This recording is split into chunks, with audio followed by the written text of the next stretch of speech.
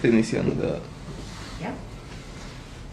Hola amigos y amigas, somos Cuarta Instancia, este es nuestro tercer programa y la idea es trabajar el día de hoy la acción de protección. Hemos pensado que vamos a discutir varios temas respecto de la acción de protección, como por ejemplo su naturaleza, los requisitos, la legitimación activa, la prueba, y el primer programa nos vamos a centrar básicamente en lo que tiene que ver con la naturaleza de la acción de protección y los requisitos. Entonces yo quisiera plantearles a los dos contertulios míos qué opinión les merece el tema de la acción de protección comparada con la acción de amparo, si ustedes consideran que en la práctica se hizo un avance o si sigue siendo poco usada y sobre todo poco aplicada por los jueces con respecto a la protección de derechos constitucionales. Luis, quisiera contar con tu opinión. La acción de protección en teoría significaba un cambio importante, en teoría, que se entendía que se pasaba de un sistema cautelar a un sistema de protección integral. Sin embargo, creo que en la práctica eso no se aplica y a nivel teórico se estudia poco también. Hay unas teorizaciones muy abstractas, pero tampoco se dilucida cosas importantes como diferenciar lo constitucional de lo legal, por ejemplo. Eso no está claro. Tampoco la naturaleza particular de la acción de protección, a pesar de que hay muchas cosas escritas, todas son demasiado abstractas, no aterrizan en cuestiones eminentemente prácticas. Me parece que los jueces no han entendido el rol que tienen que desempeñar en este tipo de garantías y los usuarios tampoco exigimos, digamos, a los jueces una actitud distinta. Creo que en un balance general el cambio no se ha percibido y la garantía no sirve. Y desde ese punto de vista, ¿cuáles serían los errores o cuáles serían los errores de los jueces? ¿Cuál es el problema en la comprensión de la acción de protección desde los jueces? Claro, cuando hablamos de los jueces yo creo que desde la alta corte, porque la alta corte es la que debe decir qué es, cuáles son los límites, hasta dónde llegamos y cómo se debe reparar, garantizar o cualquier tipo de cuestión. Entonces la alta corte, que es la corte constitucional, la que debía dar los parámetros o las directrices o interpretar qué significaba o cómo se desarrolla la ley de garantías jurisdiccionales y control constitucional, es la que ha fallado. Yo no creo que necesariamente sean los jueces de primera o segunda instancia, sino la alta corte, es decir, la cabeza. ¿Y por qué ha fallado? Porque no ha determinado cuál ha sido el avance entre el recurso de amparo, que era cautelar, y cuál ha sido la ganancia que se ha hecho legislativamente por el constituyente en la Constitución respecto de la acción de protección como garantía reparadora o garantía de fondo. Entonces, si hay una confusión, porque si bien es cierto el artículo 25 de la Convención Americana le obliga al país a tener un recurso rápido, sencillo y eficaz para poder precautelar los derechos de los ciudadanos, esto, como todos coincidimos, creo, y a nivel nacional no ha sucedido así. Y la confusión es grande en primera, en segunda instancia. El mismo tema, un juez en primera instancia lo acepta, el juez vecino lo niega de acuerdo a su concepción. Entonces tenemos los prejuicios que tiene cada uno respecto al recurso de amparo sin haber pasado a la acción de protección con una buena directriz. Ahora, la acción de protección se supone que es reparatoria y que esa es la diferencia supuestamente con la acción de amparo, que era solo cautelar. Sin embargo, ambas se mostraron como deficientes para proteger los derechos. Y uno de los graves problemas es lo que tú planteabas, Luis, o sea, esta dificultad y esta, diría yo, espúrea diferencia que se hace entre lo legal y lo constitucional. Porque cuando uno está justamente litigando, encuentra que una de las vías que el juez constantemente señala como para salir de la acción de protección, para no conceder la acción de protección, es justamente decir que no se trata de una cuestión constitucional. ¿Qué es esto de la cuestión constitucional y qué es esto de la cuestión legal en materia de acción de protección? Sí, eso me parece que es la parte medular del problema. Esa falta de comprensión de dónde está el límite, ¿no? El objeto. O sea, que sería el objeto básicamente de la acción de protección. A mí me parece que nosotros, si leemos el artículo 40 de la ley, dice allí que la acción de protección tutela de manera directa y eficaz la violación de un derecho. Creo que ahí está la clave de cómo definirlo un poco a la cuestión de la constitucionalidad. ¿Por qué? Porque en lo legal, en cambio, lo que se plantea es la solución interparte de fondo. Entonces, por ejemplo, hace unos días tenía un problema que se planteó en una acción de protección respecto de una persona que fue sumariada de una universidad y esa persona, digamos, se le vulneraron garantías del debido proceso en todo el proceso. Entonces, por ejemplo, no le notificaban, nunca pudo plantear las pruebas, no le daban copias del proceso, cosas como esta, ¿no? Que claro, se podría también considerar que son temas de legalidad, pero cuando se convierten en problemas de funcionalidad, el momento que eso afecta el debido proceso de la persona, pero no tenemos que demostrar lo de fondo, que lo tiene que hacer la legalidad. Es decir, la legalidad tiene que encargarse de demostrar que la persona incurrió o no en una falta administrativa. En el caso de esta persona, por ejemplo, que le acusaban de haber recibido coimas de los estudiantes. Eso es el tema de legalidad. Eso tiene que resolver el contencioso administrativo. O penal, si es que fuera penal. O si fuera un abuso sexual, qué sé yo. Entonces eso tiene que resolverlo, en efecto, la justicia ordinaria, el contencioso, el penal, el civil, etc. Pero la vulneración del derecho particular tiene que hacerlo la acción de protección. Ahora, ¿cuál es el efecto de eso? Que se suspende para que la persona pueda defenderse en la vía legal, porque es lo que yo planteaba en la acción que planteamos esta semana. Yo decía, si le están suspendiendo a esta persona sin sueldo 4 semestres, es decir, 2 años, ¿qué posibilidad tiene de defenderse en el contencioso? Claro. Ahora, justo lo que tú planteas me parece bien interesante porque desde algún autor, Ismael Quintana concretamente, plantea que hay como 3 vías para diferenciar entre la legalidad y la constitucionalidad. La una, que es el origen, digamos, la fuente, si es un derecho que está reconocido en la Constitución o en la ley. La otra, si es que es una cuestión del contenido esencial del derecho, es decir, si hay ciertas dimensiones que pueden asumirse, que son propias, que dan identidad al derecho, y la otra, que no serían las dimensiones constitucionales sino las legales.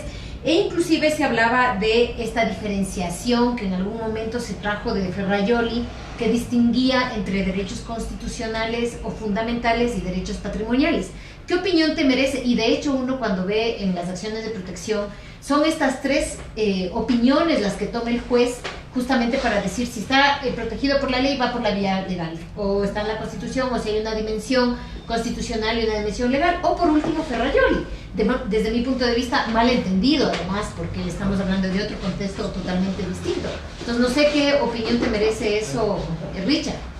Bueno, sí es un gran problema porque justo lo que decía Luis, si el debido proceso está garantizado, en el caso por ejemplo de una universidad, ¿dónde va a estar garantizado? ¿En el estatuto o en el reglamento que se cree para sancionar, en la LOES?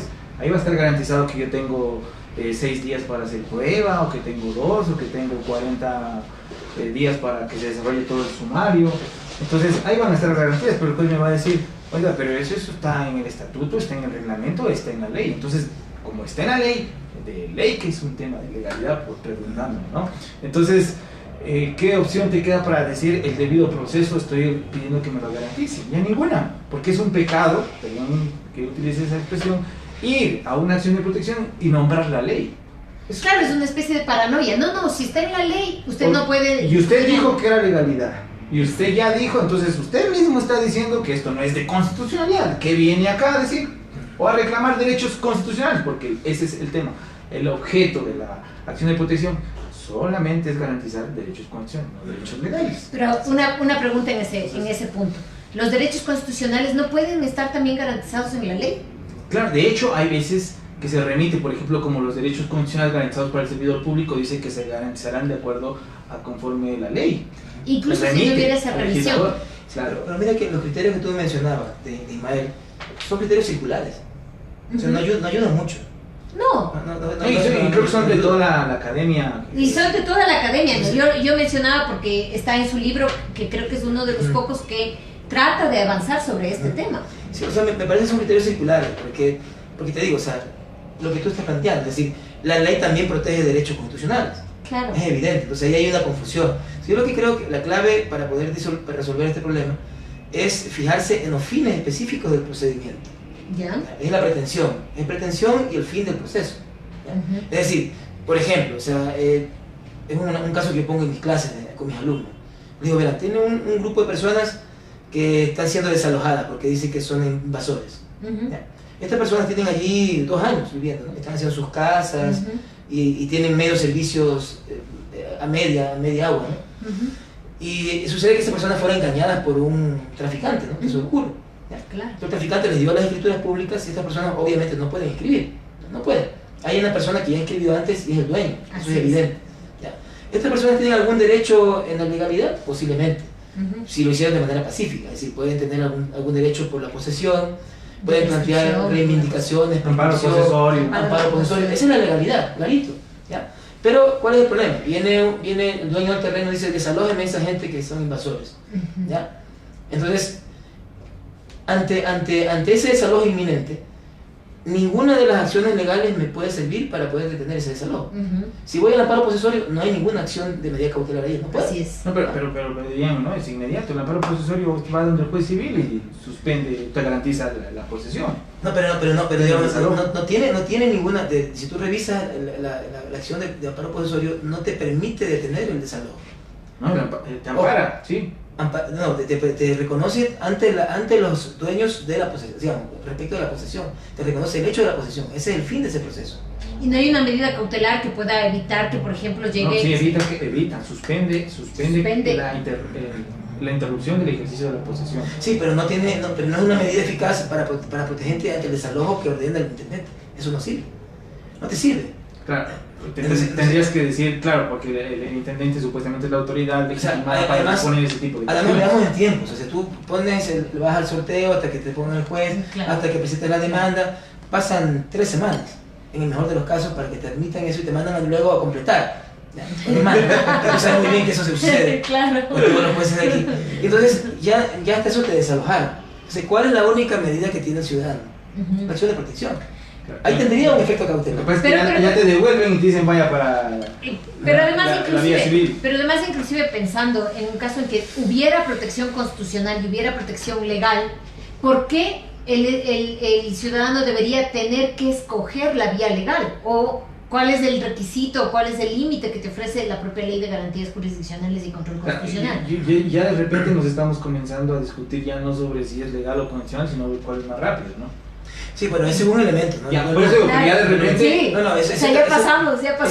Ese fue un ejemplo nomás. Pero es que sucede en todo. Sí. Es como tú dices, es circular, sucede en todo. Entonces, ya tú tienes que primero justificar que estás con el derecho convencional y que no es legal para nada, ¿no? Que ni se te ocurra nombrar la ley porque ahí pero además eso es ridículo. ¿Cómo puedes no nombrar la ley? Claro, como que el juez constitucional no le correspondiera aplicar las normas, cualquier tipo de norma. Pero, segundo, ya comienza a decir, bueno, puede que tenga el derecho constitucional, ya logré tener el derecho constitucional argumentado, ¿no? Ahora tengo que ver si es que es eficaz la vía legal, o la vía ordinaria, mejor dicho, o la vía de garantía constitucional. Entonces ya me meto en otra índole, porque puedo tener el derecho constitucional, pero la vía idónea puede ser la justicia ordinaria. Entonces hay una contradicción. Pero además hay otra cosa que me parece interesante también plantearla.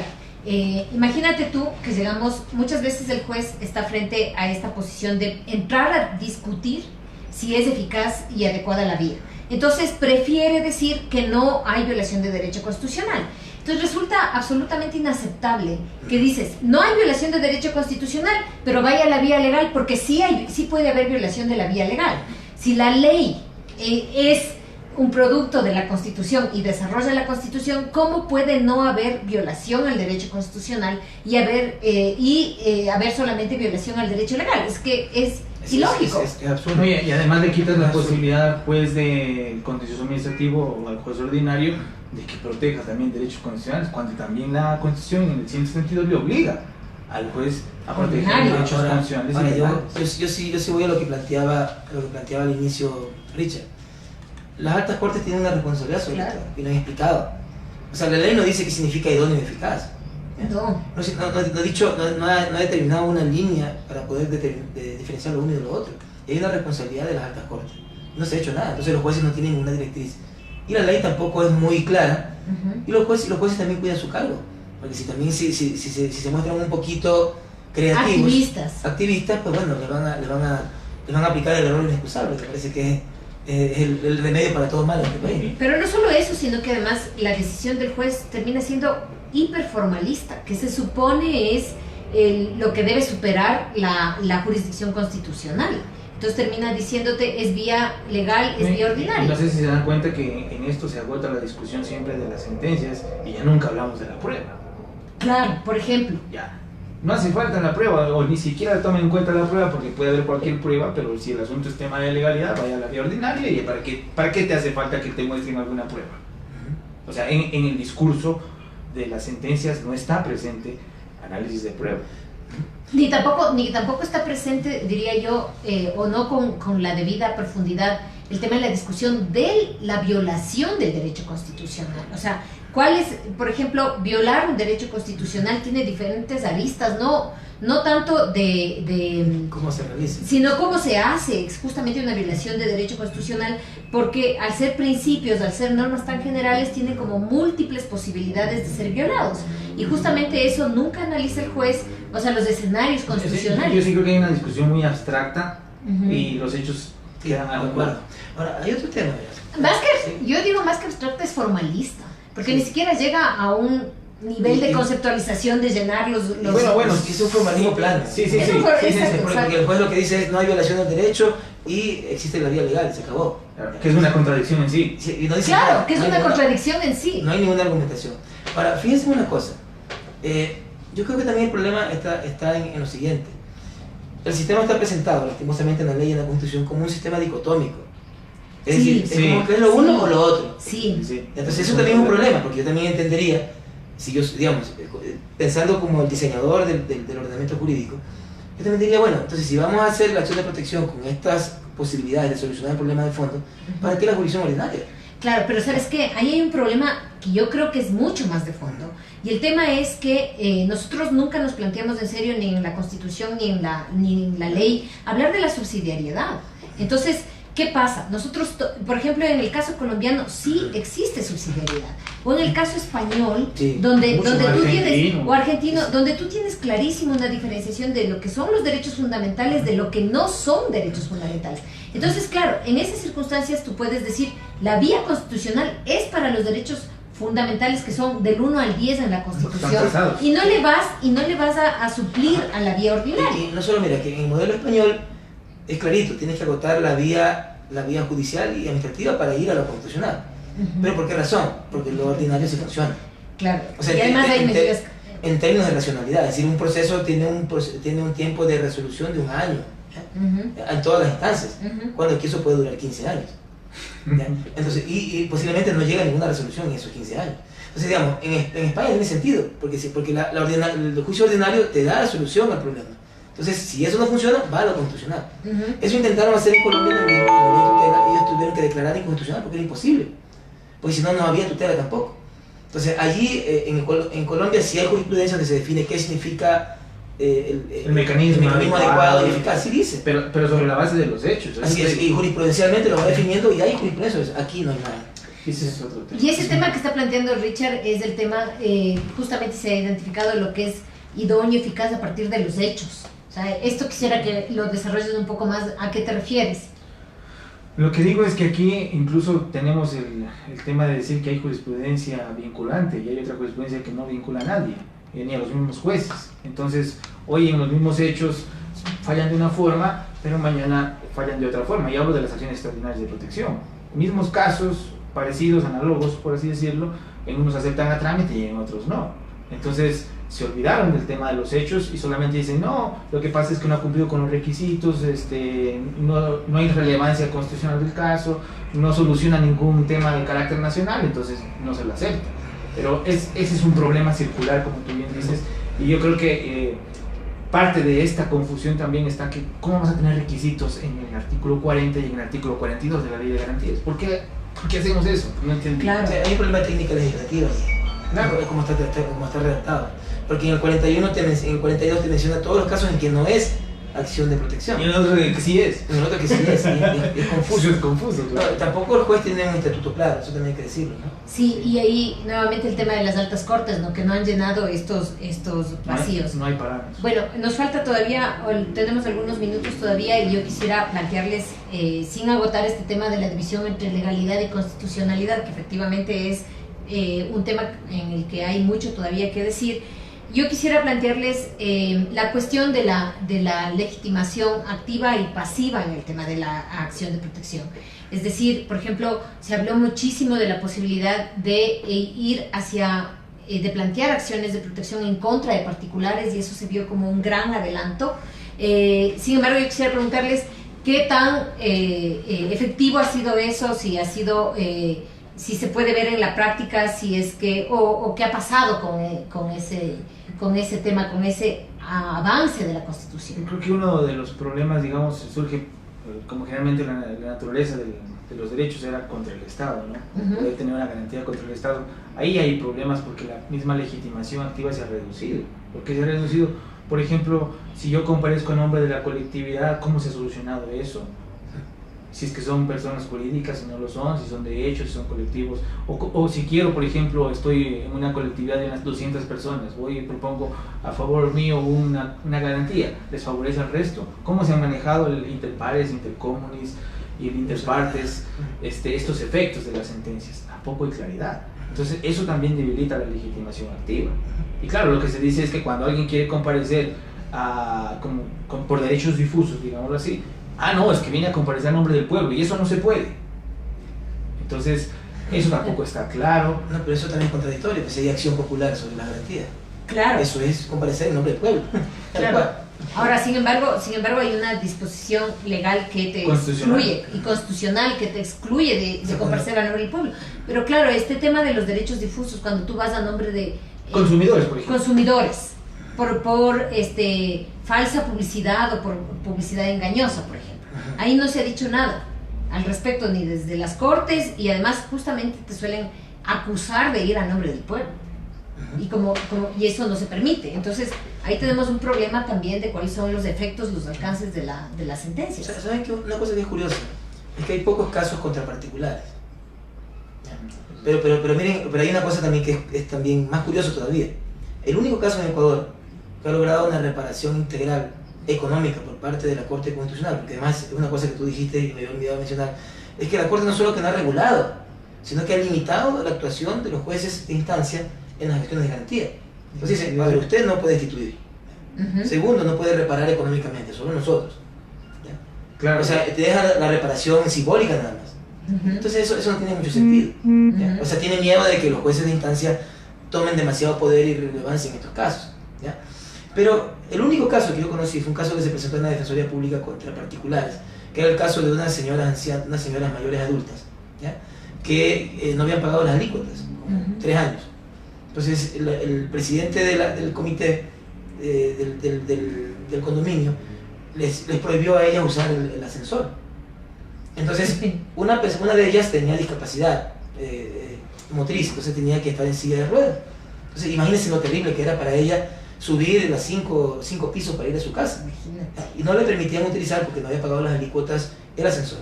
Bueno, ella plantea acción de protección, en la primera le niegan, en la segunda, en la Defensoría Pública logramos que la apelación le aprueben, los otros presentan acción de protección, ¿ya? Y en la Corte finalmente le dan la razón a la señora. Creo que por una razón un poco técnica, era un tema más humanitario, entonces querían como destacar con el tema y tomaron el caso, de manera un poco populista. Exacto. Tomaron el caso, pero fue el primer caso en que aplicaron ellos la sentencia en la que dicen que ellos te reparan, ¿no?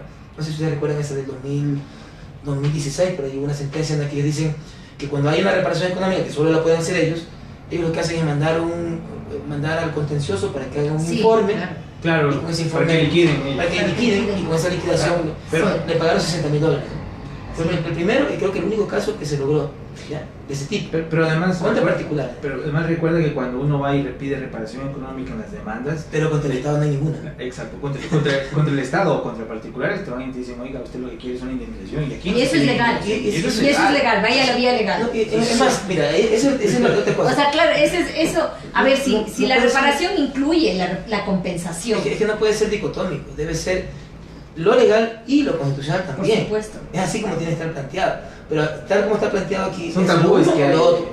Pero además hay una serie de mitos, porque tranquilamente el juez podría empezar con la discusión de si la vía ordinaria es eficaz y adecuada, y de allí ver si es que no es eficaz y adecuada, ir a la discusión en torno a si hay violación de derecho constitucional. Porque ahora se habla primero de la violación de derecho constitucional y luego se va a ver si es la vía idónea y eficaz. Hay violación de derecho constitucional, pero tiene protección en la vía legal, y según el juez es idóneo y eficaz, que además no están claros los parámetros, y por lo tanto tiene que irse a la acción legal o a la vía ordinaria. O además usted está pidiendo aquí una reparación económica, como te digo, eso no va por aquí, vaya a la vía ordinaria. Que es uno de los mitos, creo que hay varios que hay que ir. Bueno, yo creo que este primer tema, este primer programa sobre acción de protección, este primer round lo hemos abordado y queremos seguir abordando el tema de la acción de protección en los siguientes programas. Quisiéramos hablar de prueba y yo sí quisiera volver al tema de las posibilidades que tiene o cuál es la relación entre acción de protección y class action, por ejemplo, o acciones de Y clase. la jurisprudencia, etcétera. Entonces son temas que vamos a seguir abordando en las próximas semanas. Les agradecemos mucho por la atención y hasta luego. Bueno, Un abrazo gigante. gracias.